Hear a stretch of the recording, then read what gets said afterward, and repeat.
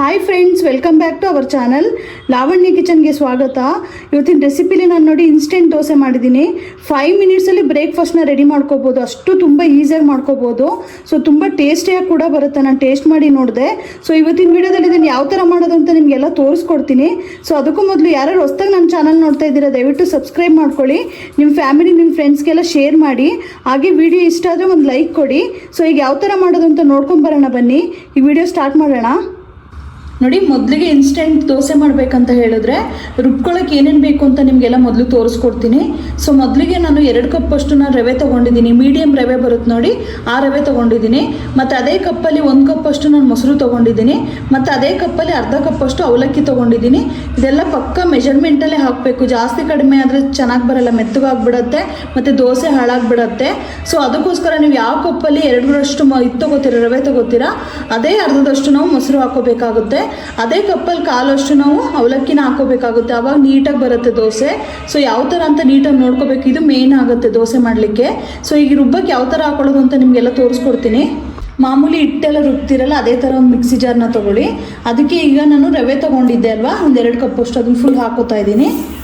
So ದೋಸೆಗೆಲ್ಲ ಯಾವ ಥರ ರುಬ್ಕೋತೀರ ಮಾಮೂಲಿ ಅದೇ ಥರ ರುಬ್ಕೋಬೇಕಾಗುತ್ತೆ. 2 ಕಪ್ಪಷ್ಟು ನೋಡಿ ರವೆನ ನಾನು ಹಾಕೋತಾ ಇದ್ದೀನಿ. ಮತ್ತು ಅದೇ ಇದಕ್ಕೆ ನಾನು ಅವಲಕ್ಕಿ ತೊಗೊಂಡಿದ್ದೆ ನೋಡಿ, ಅದನ್ನು ಫುಲ್ ಹಾಕೋತಾ ಇದ್ದೀನಿ. ಇದನ್ನು ಬೇಕಾದರೆ ನೆನೆಸು ಕೂಡ ಹಾಕೋಬೋದು ನೀವು. ಮತ್ತು ಅದೇ ಇದಕ್ಕೆ ನೋಡಿ ಮೊಸರು ತೊಗೊಂಡಿದ್ನಲ್ಲ, ಫುಲ್ ಹಾಕೋತಾ ಇದ್ದೀನಿ. ಮೊಸರನ್ನು ಕೂಡ ಸ್ವಲ್ಪ ಗಟ್ಟಿ ಮೊಸರನ್ನೇ ಹಾಕೋತಾ ಇದ್ದೀನಿ. ಮತ್ತು ಅದೇ ಇದಕ್ಕೆ ನೋಡಿ ಒಂದು ರುಚಿಗೆ ತಕ್ಕಷ್ಟು ಉಪ್ಪೆಷ್ಟು ನೋಡಿ ಹಾಕ್ಕೊಳ್ಳೋಣ. ಎಷ್ಟು ಬೇಕು ನೋಡಿ ಹಾಕ್ಕೊಳ್ಳೋಣ. ಮತ್ತು ಸ್ವಲ್ಪ 1 ಸ್ಪೂನಷ್ಟು ಸಕ್ಕರೆ ಹಾಕೋತಾ ಇದ್ದೀನಿ. ಸೊ ಇದನ್ನು ಇವಾಗ ಸ್ವಲ್ಪ ನೀರು ಸೇರಿಸ್ಕೊಂಡು ಮಾಮೂಲಿ ದೋಸೆಗೆಲ್ಲ ಯಾವ ಥರ ರುಬ್ಕೋತೀವಿ ಆ ಥರ ರುಬ್ಕೊಳ್ಳೋಣ. ಇವಾಗ ನಾನೊಂದು ಅರ್ಧ ಗ್ಲಾಸಷ್ಟು ನೀರು ಸೇರಿಸ್ಕೊತಾ ಇದ್ದೀನಿ. ಸಣ್ಣಕ್ಕೆ ರುಬ್ಕೊಳ್ಳೋಣ ಇದನ್ನು. ನೋಡಿ, ಹಿಟ್ಟನ್ನ ನಾನು ಇಷ್ಟು ಸಣ್ಣಕ್ಕೆ ರುಬ್ಕೊಂಡಿದ್ದೀನಿ.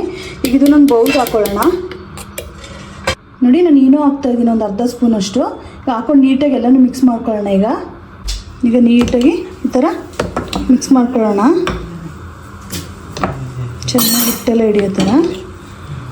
ಎಷ್ಟು ಗಟ್ಟಿ ಬೇಕು ನೋಡಿ ಅಷ್ಟು ಮಾಡ್ಕೊಳ್ಳಿ. ಸ್ವಲ್ಪ ಗಟ್ಟಿನೇ ಇರಲಿ, ತೀರ ತೆಳು ಮಾಡ್ಕೊಳಕ್ಕೆ ಹೋಗಬೇಡಿ. ನೋಡಿ, ತವ ಬಿಸಿ ಆಗಿದೆ. ಅದಕ್ಕೀಗ ದೋಸೆ ಹಾಕೋತಾ ಇದ್ದೀನಿ. ಸೊ ಜಾಸ್ತಿ ಅಗಲ ಮಾಡ್ಕೊಳಕ್ಕೆ ಹೋಗಬೇಡಿ. ಮಾಮೂಲಿ ಸೆಟ್ ದೋಸೆ ಎಲ್ಲ ಯಾವ ಥರ ಮಾಡ್ಕೋತೀರಾ ಹಾಗೆ ಮಾಡ್ಕೊಳ್ಳಿ, ಚೆನ್ನಾಗಿ ಬರುತ್ತೆ. ಸೊ ಈ ಥರ ಮಾಡ್ಕೋತೀನಿ. ಇದು ಫಸ್ಟೇ ಎಣ್ಣೆ ಹಾಕೋಬೇಡಿ. ನೋಡಿ, ದೋಸೆನ ಹಾಕಿದ ಮೇಲೆ ಕಮ್ಮಿ ಉರಿಲೇ ಬೇಯಿಸ್ಕೋಬೇಕಾಗುತ್ತೆ. ಉರಿ ಜಾಸ್ತಿ ಮಾಡ್ಕೊಳಕ್ಕೆ ಹೋಗಬೇಡಿ. ಸೊ ಇದು ನಿಧಾನಕ್ಕೆ ಬೇಯಬೇಕಿದು. ಬೇಯಕ್ಕೆ ಬಿಡೋಣ. ಇದನ್ನು ಸ್ವಲ್ಪ ಲೈಟಾಗಿ ಎಣ್ಣೆ ಹಾಕ್ಕೊಳ್ಳೋಣ. ಸೊ ಚೆನ್ನಾಗಿರುತ್ತೆ ಲೈಟಾಗಿ. ಸೊ ಇವಾಗ ಇದನ್ನು ಎಣ್ಣೆ ಹಾಕಿದ ಮೇಲೆ ಮುಚ್ಚಿ ಹಾಕ್ಕೊಳ್ಳೋಣ. ಟಾಪ್ ಸೈಡು ಬೇಯಿಸ್ಕೊಳ್ಳೋಣ. ಇದು ಎಷ್ಟು ಚೆನ್ನಾಗಿ ಬೇಯುತ್ತೆ ಅಂತೇಳಿ, ತುಂಬಾ ಚೆನ್ನಾಗಿ ಬರುತ್ತೆ. ಇದು ಸ್ವಲ್ಪ ಕೆಳಗಡೆ ಬೇಯಲಿ. ನೋಡಿ, ಇಷ್ಟು ಬೆಂದರೆ ಸಾಕು. ಇದನ್ನ ಇವಾಗ ನೀಟಾಗಿ ತೆಕ್ಕೊಳ್ಳೋಣ. ನೋಡಿ ಎಷ್ಟು ಚೆನ್ನಾಗಿ ಬಂದಿದೆ ಅಂತ ಹೇಳಿ.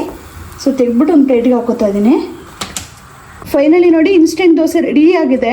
ಟೇಸ್ಟ್ ಮಾಡಿ ನೋಡಿದೆ, ತುಂಬಾ ಟೇಸ್ಟಿಯಾಗಿ ಬಂದಿದೆ, ತುಂಬ ಸಾಫ್ಟಾಗಿ ಬಂದಿದೆ. ಸೊ ಇವತ್ತಿನ ವೀಡಿಯೋದಲ್ಲಿ ಇದನ್ನು ಯಾವ ಥರ ಮಾಡೋದು ಅಂತ ನಿಮಗೆಲ್ಲ ತೋರಿಸ್ಕೊಟ್ಟಿದ್ದೀನಿ. ಸೊ ಬ್ರೇಕ್ಫಾಸ್ಟ್ಗಂತೂ ತುಂಬಾ ಚೆನ್ನಾಗಿರುತ್ತೆ. 5 ಮಿನಿಟ್ಸಲ್ಲಿ ಬ್ರೇಕ್ಫಾಸ್ಟ್ನ ರೆಡಿ ಮಾಡ್ಕೋಬೋದು. ಸೊ ಇದೇ ಥರ ನಾನು ವೀಡಿಯೋ ನೋಡ್ತೀರಿ, ಒಳ್ಳೊಳ್ಳೆ ರೆಸಿಪೀಸ್ ಮಾಡಿ ಹಾಕ್ತೀನಿ. ಇಷ್ಟೊತ್ತು ನಾನು ವೀಡಿಯೋ ವಾಚ್ ಮಾಡಿದ್ದಕ್ಕೆ ಧನ್ಯವಾದಗಳು.